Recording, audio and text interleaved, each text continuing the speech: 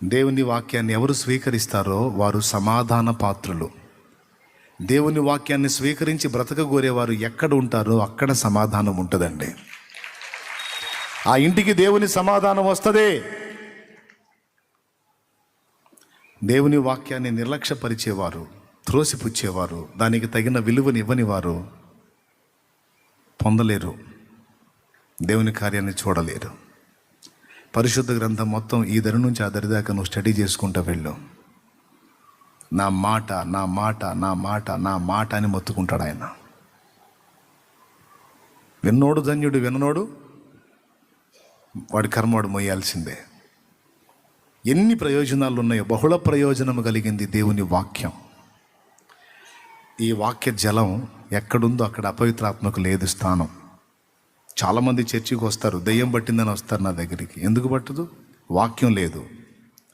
లోపల వాక్యం లేనప్పుడు అపవిత్రాత్మ ఈజీగా ప్రవేశించింది. లోపల వాక్యం ఉంటే దానికి స్థానం ఉండదు. కూర్చొని వాక్యం వినటమే కాదండి, వాక్యానుసారంగా ప్రవర్తించడానికి నడక మొదలు పెట్టాలి.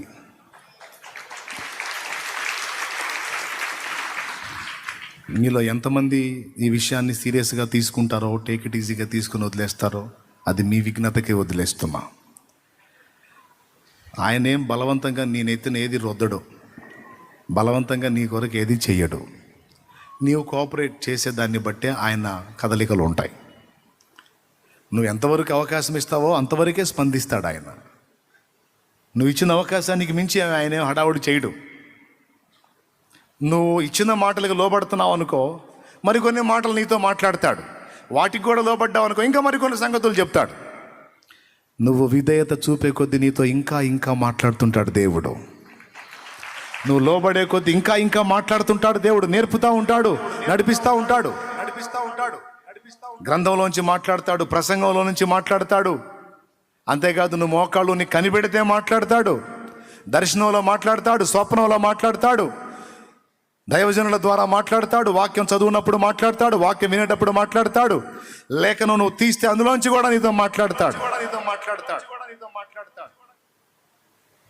నిరంతరం ఆయన మాట కోసం కాచుకొని ఆ మాట చొప్పున అడుగులు వేయటానికి నిన్ను నువ్వు సిద్ధపరచుకోగలిగితే ఎంత మేలు. కానీ ఎంతమందికి పట్టిద్ది మాట? ఒకప్పుడు భక్తులు ఆయన మాట చొప్పున నడవటానికి సాధన చేశారు, భక్తి సాధన. ఈరోజు దెయ్యం ఎంత అద్భుతంగా పనిచేస్తుందో తెలుసా? ముగిస్తున్నా, సంతోషంగా స్తోత్రం చెప్పండి. చెప్పర్లే మీరు, అయినా నేను ముగిస్తున్నా. ఈరోజు దెయ్యం ఎంత ముదిరిపోయిన పనులు చేస్తుందో తెలుసా? దెయ్యం ఎంత ముదిరిందో తెలుసా?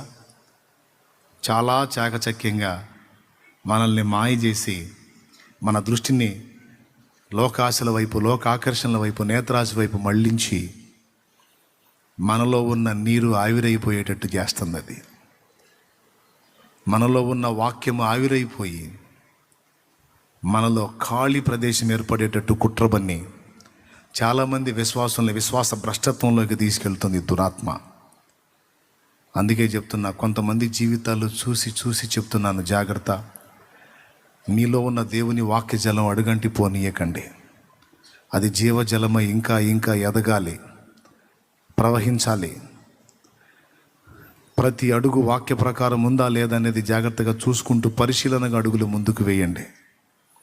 ఎందుకంటే ఆయన వాక్కు శూన్యాన్ని ఒక సుందరమైన ఆకృతిలోకి మార్చగలిగే శక్తివంతమైనది. నరపుత్రుడా, ఎండిపోయిన ఎముకలు తిరిగి బ్రతకగలవా? ప్రభువా యెహోవా, అది నీకే తెలియను.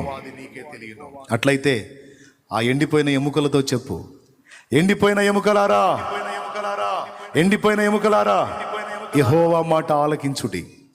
యెహోవా మీతో సెలవిచ్చినదేమనగాని ప్రవక్త దేవుని వాక్కునెత్తి ప్రకటించడం మొదలుపెట్టగానే ఆ ఎండిపోయిన ఎముకలు కదలటం మొదలుపెట్టాయి. ఆయన పలికిన మాట ప్రకారం, దేవుడు చెప్పిన ప్రకారం ప్రవక్త పలుకుతూ ఉంటే ఎండిపోయిన ఎముకలన్నీ చివరికి ఏమైనాయో మీకు తెలుసు? ఒక మహాసైన్యమే లేచి నిలబడ్డాయి. నా ప్రియమైన దేవుని బిడ్డలారా, దేవుని వాక్కులో ఉన్న దమ్మది, దేవుని వాక్యంలో ఉన్న శక్తి అది. అందుకే అన్నిటికంటే కూడా వాక్యానికి ఎక్కువ నేను ప్రిఫరెన్స్ ఇవ్వడానికి కారణం, ఎక్కువ టైం తీసుకొని మీకు ఆ వాక్యాన్ని మాట్లాడడానికి గల కారణం అదే.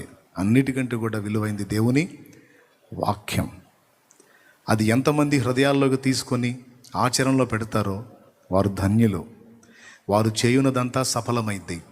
వారు అపవాదిని జయించగలుగుతారు, అపవిత్రాత్మల్ని వెళ్ళగొట్టగలుగుతారు. అంతేనా? వారి కడుపులో నుండి జీవజల ధారలు బయలు వెళతాయి. వారి హృదయంలో నుండి జీవజల ధారలు బయలు వెళతాయి. ఆ జీవజలం ప్రవహించినంత వరకు పచ్చదనమే. ఆ జీవజలం ప్రవహించేంత వరకు పచ్చదనమే. ఆ జీవజలం ప్రవహించేంత వరకు చనిపోయిన జీవులన్నీ తిరిగి బ్రతుకుతాయి.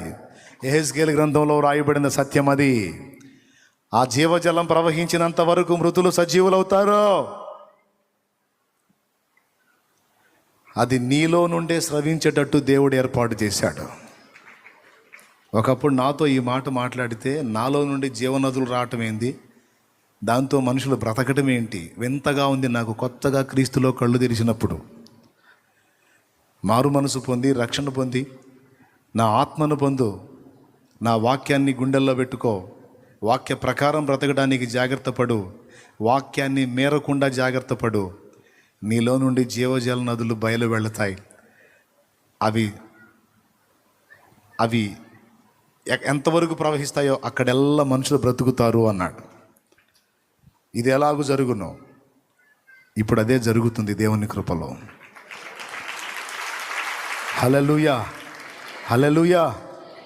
ఇక్కడే నేనున్నా. యూట్యూబ్ ద్వారా ఎంతోమందికి దేవుని వాక్కు వెళ్ళింది.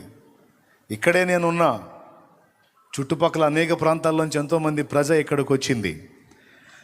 ఈ శరీరాన్ని, ఈ మంటి ఘటాన్ని వాడుకొని ఇందులో ఆయన జీవజలాన్ని నింపి అది స్రవింపజేస్తున్నాడు, ప్రవహింపజేస్తున్నాడు. అది ఎంతమంది హృదయాలను టచ్ చేసిందో అంతమంది హృదయాల్లో ఒక పరివర్తన, ఒక మార్పు, ఒక రక్షణ, ఒక జీవం. నాలో నుండి ప్రవహింపజేసిన ఆ జీవజలాన్ని నీలో నుండి కూడా ప్రవహింపజేయాలనేదే దేవుని దయాపూర్వక సంకల్పం. నీవు నోరు తెరిచి మాట్లాడితే అది దేవుని వాక్కై ఉండాలి. దేవుని వాక్కై ఉంటే అది జీవమే అవతలి వినేవాడికి, ఎంతో దీవెన. కాబట్టి మీరందరూ కూడా దేవుని జీవాన్ని స్వతంత్రించుకొని జీవజల ప్రవాహం మీలో నుండి బయలు వెడలునట్లు దేవుని వాక్యంతో నింపబడండి. వాక్యాన్ని చదవండి, వినండి, ధ్యానించండి, ప్రేమించండి. వాక్యమును పాలను ఆసక్తితో ఆపేక్షించండి. అంతేకాదు వాక్యానుసారంగా బ్రతకడానికి మీ చేతనైనంత వరకు కృషి చేయండి. ఆయన వాక్కును అనుసరించి బ్రతకడానికి మీ మనసు దృఢపరచమని, స్థిరపరచమని దేవుణ్ణి అడగండి. వాక్యానుసారమైన జీవితం జీవించడానికి దైవశక్తిని కోరండి. దేవా, నీ మాటను అనుసరించి బ్రతుకున్నట్లు, నీ చిత్తము చేయునట్లు దయచేసి నాకు బలమిమ్మని అడగండి. ఆయన నీకు బలమిస్తాడు. దేవుని మాటను అనుసరించి బ్రతికితివా, తూలి తొట్టిలోటకు కారణము లేదు. ఇంటికి పోయి 119వ కీర్తన మొత్తం చదువు, నీకు ఇంట్రెస్ట్ ఉంటే. 119వ కీర్తన పెద్ద కీర్తన. ఆ కీర్తన మొత్తం వాక్యాన్ని హైలైట్ చేసి మాట్లాడతాడు. దావీదుకు యుద్ధంలో జయమా అపజయమా? జయమా అపజయమా? రైట్. గొర్రెలు కాసేవాడు రాజు అయ్యాడా? రాజు గొర్రెలు కాసేవాడు అయ్యాడా? గొర్రెలు కాసేవాడు రాజు అయ్యాడు. ఇవన్నీ జరగడానికి కారణం దావీదు దేవుని వాక్యాన్ని అనుసరించి బ్రతకడానికి ఇష్టపడే మనుష్యుడు. అందుకే దేవుడు దావీదుకి నా చిత్తానుసారమైన మనస్సు గలవాడని టైటిల్ ఇచ్చాడు. కాబట్టి మీరందరూ కూడా దేవుని వాక్యాన్ని మీలో సమృద్ధిగా నివసింపనీయండి.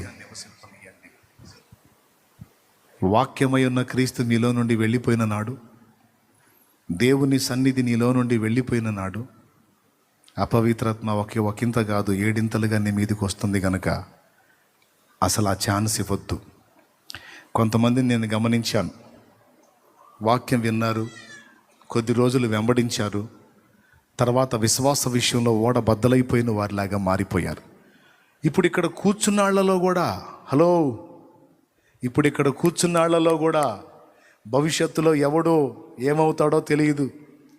Brother, finishing touch climax. జాగ్రత్తగా నండి ఈ ఒక్క మొక్క. ఇప్పుడు ఇక్కడ కూర్చున్న వాళ్ళల్లో కూడా చివరి వరకు ఎవరు విశ్వాసంలో నిలబడతారో, అగ్ని పరీక్షలో ఎవరు కాలి బూడిదైపోతారో తేలిద్ది. కొంతమందిని చూశాను నేను. శాంతినగర్లో కొంతమంది ఉన్నారు. శాంతినగర్లో పరిచర్య ప్రారంభించినప్పుడు కొంతమంది ఉన్నారు. అబ్బోరు నాయన మోకాళ్ళు వేశారు, ప్రార్థనలు చేశారు. అసలు ఎక్కడ కూటమి పెడితే అక్కడికి వచ్చి కూర్చున్నారు. రక్షణ అన్నారు, పీడించి బాప్తిస్మం పొందారు. పరిచర్య కూడా కాస్త హడావుడిగా చేశారు. ఇప్పుడు భ్రష్టులై ఉన్నారు. అందరూ కాదు, కొందరు విశ్వాసాన్ని వదిలేశారు. విశ్వాస విషయమే ఓడ బద్దలైపోయిన వాళ్ళు, హుమేనయను, అలెగ్జాండర్ అనే వాళ్ళు అలాగ తయారయ్యారు. కారణం ఏమో తెలియదు. ఏంటో తెలుసా? దేవుని వాక్యాన్ని ప్రేమించలా. బహుశా శాలేమన్నను అభిమానించినట్టు ఉన్నారు. ఎవరిని శాలేమన్నను అభిమానించినట్టు ఉన్నారు. మనకి శాలేమన్న చాలు, ఇంకేంది? దేవుని వాక్యం మీద మనసు పెట్టాలా, వాక్యాన్ని పరిశీలించాలా, వాక్యాన్ని స్వీకరించాలా. అసలు ఏ లాజిక్ ప్రకారం శాలేమన్న చెబుతున్నాడు? యేసుని నేను ఎందుకు హత్తుకోవాలి? యేసుని నేను ఎందుకు నమ్ముకోవాలి? ఎందుకు మారు మనసు పొందాలి? ఎందుకు బాప్తిస్మం పొందాలి? ఎందుకు పరిశుద్ధాత్మను పొందాలి? ఎందుకు నేను దేవుని సేవ చేయాలి? ఎందుకు నేను దేవుని పరిచర్య చేయాలి అనే క్వశ్చన్ లేదు. అందరూ పోయారు, నేను పోయా. అందరూ కూర్చున్నారు, నేను కూర్చున్నా. అందరూ లేచారు, నేను లేచా. అందరూ పరిచర్య చేస్తున్నారు, నేను చేస్తున్నా. ఇట్లా ఉన్నాడు ఖచ్చితంగా ఒకనాటికి కనబడకుండా పోతాడు. ఎందుకంటే మనిషిని బట్టి వాడు కనెక్ట్ అయ్యాడు. కానీ వాడు దేవునితో సంబంధం ఏర్పరచుకోవాలా, దేవుని వాక్యంతో సంబంధం ఏర్పరచుకోవాలా. కానీ ఒకడు దేవుని వాక్కుతో సంబంధం ఏర్పరచుకుంటే పెను తుఫాన్లు ఎన్నొచ్చిన కథలను కూడా కదలడు. ఎన్ని రకాల దాడులు జరిగినా, ఎన్ని శోధనలు చుట్టుముట్టినా దేవుని మాటను ఎరిగి పరిశీలించి అడుగులు వేశాడు కనుక ఇక ఎవడేమనుకున్నా సరే లెక్క కూడా చేయడు. నేను చెప్పా, తమ్ముడా మనకి నువ్వు ఈ పని చేయబోతున్నావు, అదొద్దు, వాక్యం దానికి ఒప్పుకోదు అని నేను చెప్పా ఒకడికి. ఏముందిలే అన్నా, మా వాళ్ళు ఊరుకోవట్లేదన్నా అన్నాడు, అడిగేశాడు. ఇక అంతే సంగతులు ఎంతవరకు కనపడలా. మనం కొడితే దెబ్బ మళ్ళీ రక్షణలో కూడా లేడాడు. ఆ తమ్ముడు మొత్తానికి పోయాడు. అసలు నా నుండి ఇచ్చిన హెచ్చరికను ఒకడు నిర్లక్ష్యం చేస్తే ఎంత ఎఫెక్టో చూడు. భయం కలగట్లేదా? యేసును వదలటం కంటే ప్రాణం వదలటం మంచిది.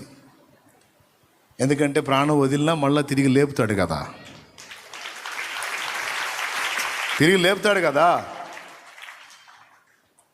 కానీ యేసును వదిలితే ఇక వాడికి పుట్టగతులు లేవు, నామరూపాలు లేవు. కాబట్టి మీలో ఇక రేపటి రోజున విశ్వాస భ్రష్టత్వంలోకి ఎంతమంది వెళ్తారో, విశ్వాసంలో స్థిరంగా ఎంతమంది నిలుస్తారో భవిష్యత్తు చూడాలా. నేనైతే మనసారా కోరుకుంటున్నా, మీరందరూ దేవుని వాక్యంతో నింపబడి దేవుని వాక్యాన్ని బట్టి దేవునికి కనెక్ట్ అయ్యి, నేను అందకపోయినా పెను తుఫాన్లైనా, పెను శోధనలైనా, ఎన్ని రకాల ప్రతికూలతలు నిన్ను చుట్టుముట్టిన మొక్కవోని దీక్షతో దేవుని హత్తుకొని ఉండు. ఇంకా కొద్ది రోజులు ఓపిక పట్టు, నీ స్థితులు మారుతాయి, ఆయన రాకడ సంభవాలు జరుగుతాయి. కొద్ది కాలం మనం సహించిన పిమ్మట ప్రభు తానే మనల్ని పరిపూర్ణంగా చేసి యుగయుగాలు తన యొద్ద ఉంచుకున్నట్లు మనల్ని తీసుకొని వెళ్తాడు.